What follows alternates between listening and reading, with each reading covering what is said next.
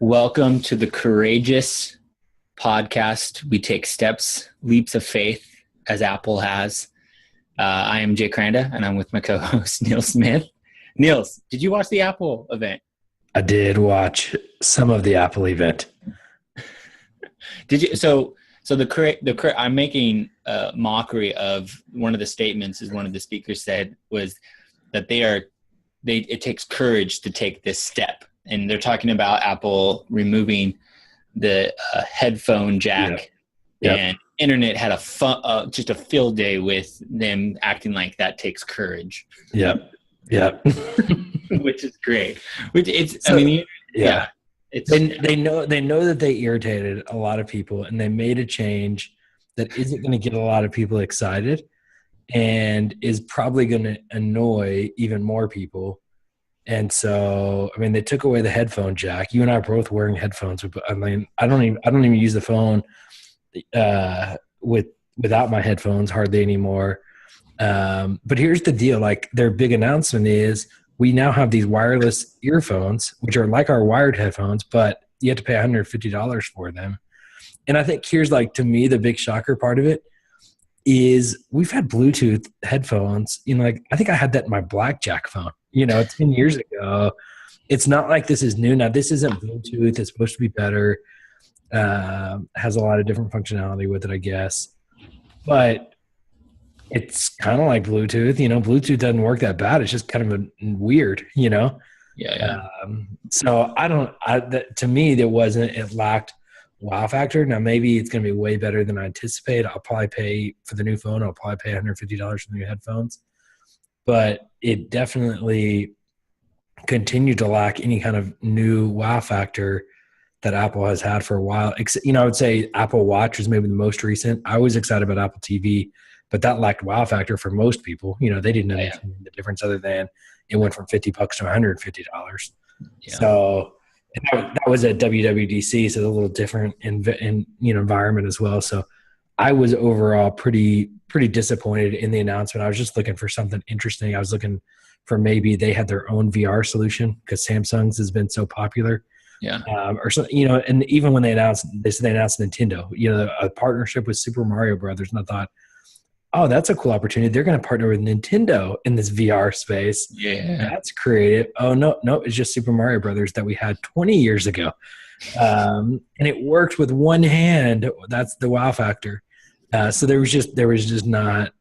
Hey, my household, when my son came home from school, I told him about that, and he literally jumped. He was like, yeah! He literally jumped up and down. About Mario, because he watches. We don't have any Nintendo systems. We had a Game Boy where I bought off eBay, like an old school Game Boy, but they lost it. I don't even know where this thing went. And so they watch YouTube videos of Mario. So they are so pumped they're going to be able to play it. So I also really enjoyed the fact that they strategically, I actually felt when they were announcing the whole cutting the cord thing, I only watched moments of it, but I did watch the moment where at the end where they announced the price of the headphones, and it felt like it was like a slide. They just slid in the slide. Yeah. Apple does that sometimes where it's like, oh yeah, this is going to be it. And then they go, oh yeah, and they're going to be $159. And then they hand off the remote to somebody else. And I'm always like, you guys, I don't care who does it. I don't care if you're Apple, if you're a teacher dropping something on a random last minute test. Yep. Or you're a doctor saying you're just about cancer and you think you just smooth it over. We're going to, that image of the 159, whatever it is for the AirPods, is going to stay in our brain, but they try to speed past it. Well, they made it look like, I felt like, oh, that's kind of cool. You get free wireless headphones with the new iPhone. Yeah. That's what I was assuming as they were presenting it. And then it's like, oh no, you got to pay an extra $150 for these headphones, but we'll give you a free dongle. They really did say that. We'll give it to you for free. The dongle that will let you plug in your wired headphones that you get for free with your iPhone, but you can't charge it simultaneously. Can we universally make a vote to change the name dongle? Yes. Vote. I'm in on that vote. But it does make for some great YouTube videos. I'll let our viewers YouTube that. Yeah, I definitely think that there's no doubt.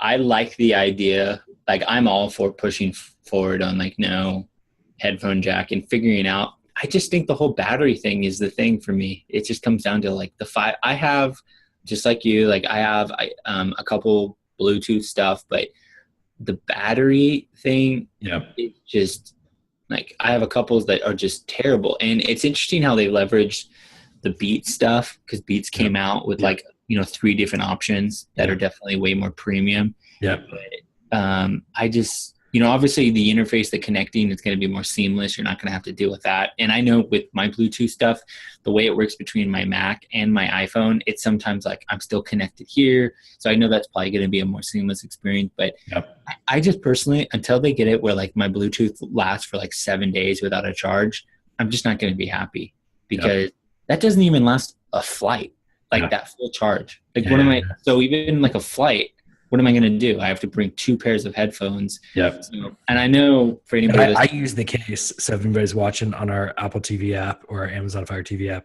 I've got like the case extended, but it makes it twice as heavy. And I honestly, I have a little like portable pack I also bring with me.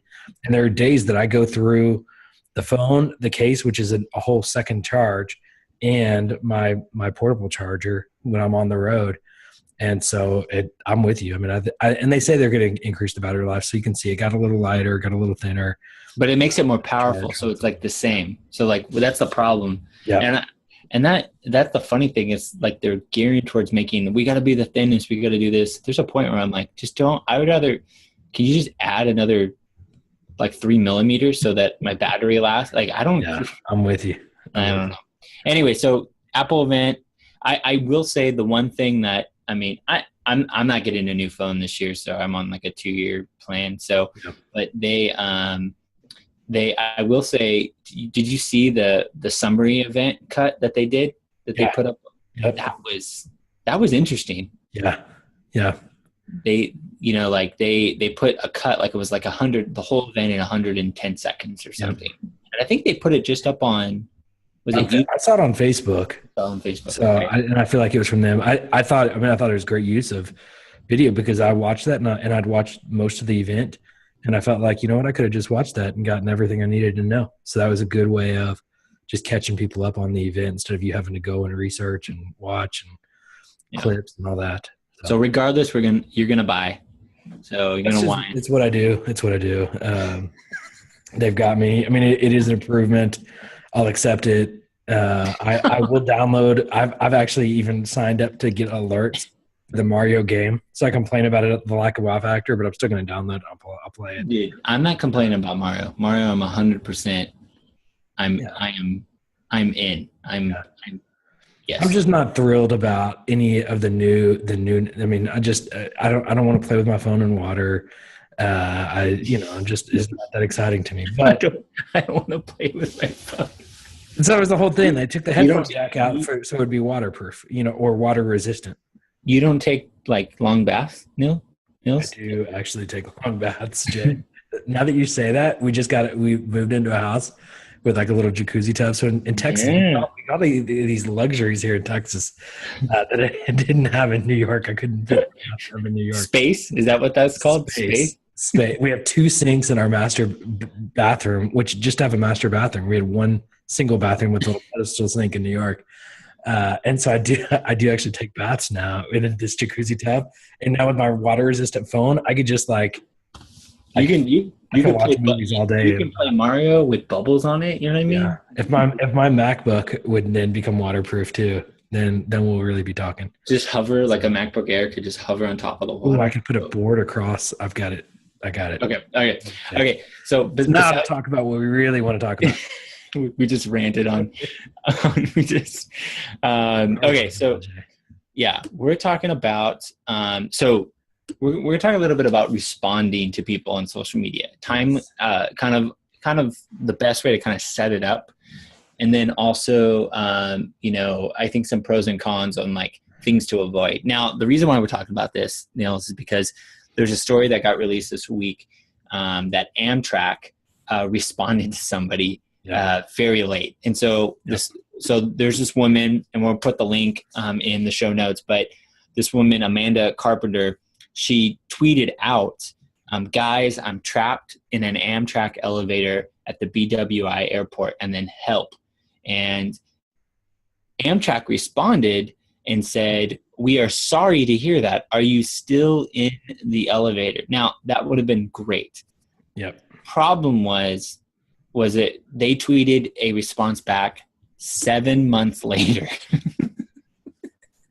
So what happened was, it'd be interesting to see how they responded back after Amtrak responded. Yeah. No, well, like they responded back.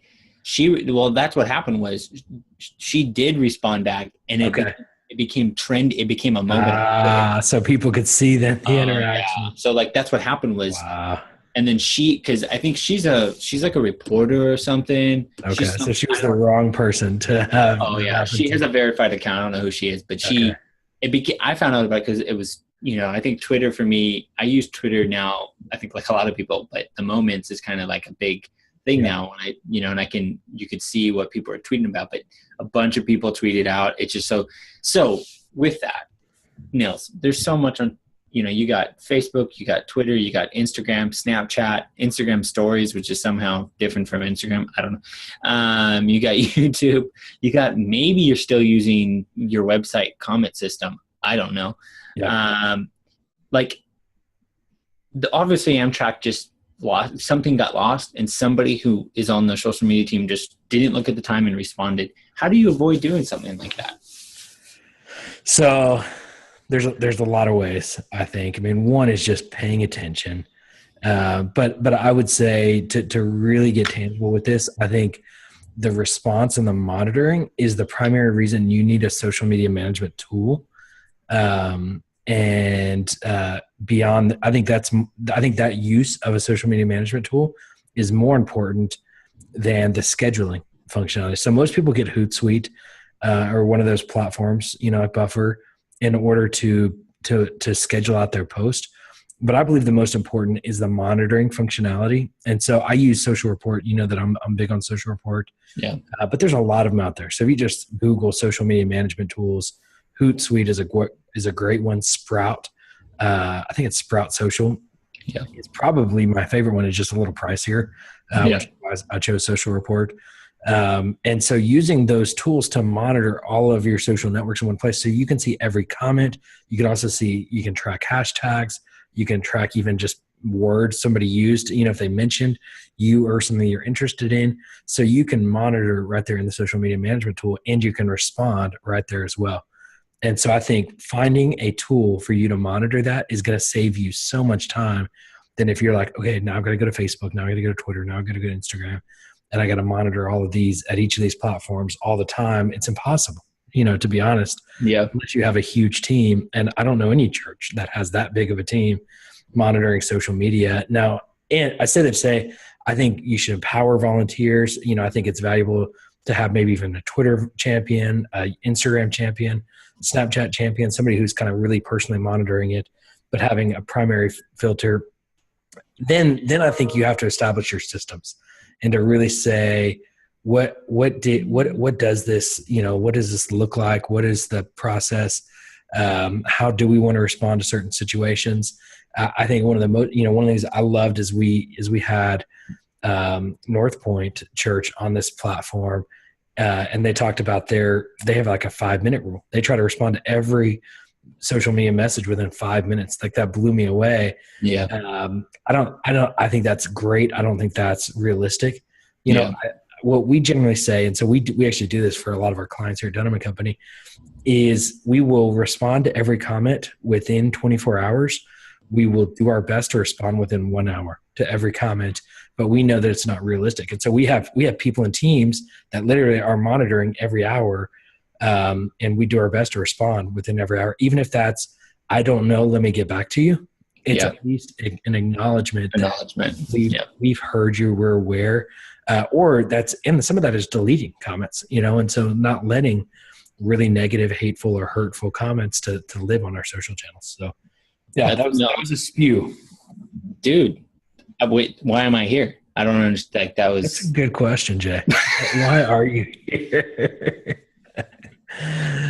Oh, that, You and I were on a call late last night together. yes. And now we're both a little into the day Fridays when we're recording now. So we apologize to our listeners, and you didn't sleep already last night. But so tell me so that's our systems. I spewed our systems here. What do you recommend? What do you suggest? Well, I process this.